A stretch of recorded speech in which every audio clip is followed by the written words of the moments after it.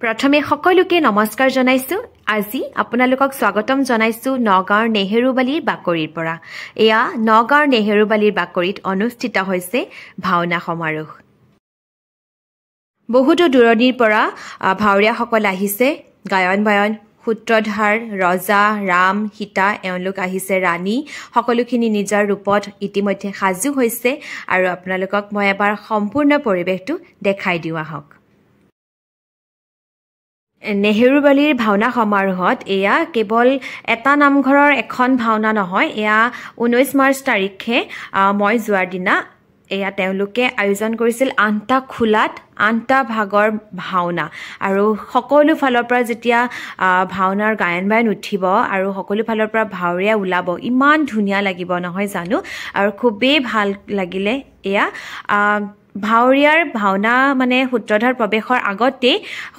এইফালে সত্ৰীয়া নৃত্যৰ অনুষ্ঠান হৈ আছিল আৰু এয়া অনুষ্ঠান ভাগো খুব ধুনীয়া লাগিল এইফালে আৰু লগতে দেখাইছো আহক আপোনালোকক ধুনীয়াকৈ আয়োজন কৰিছে এয়া মূৰ্তি বনাইছে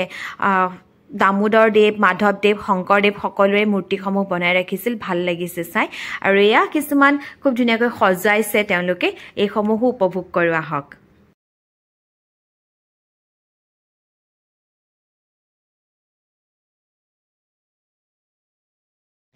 এয়া ধনু আকৃতিৰ মান ধুনীয়া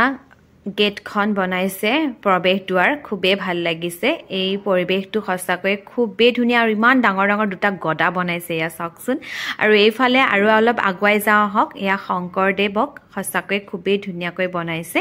এইফালে নৃত্যানুষ্ঠান হৈয়ে আছে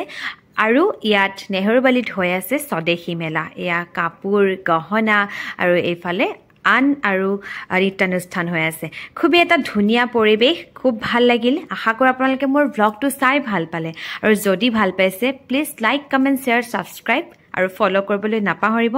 থ্যাঙ্কস ফৰ ৱাচিং মাই চেনেল আজিলৈ আহিছোঁ নতুন এটা ব্লগত লগ পাম বাই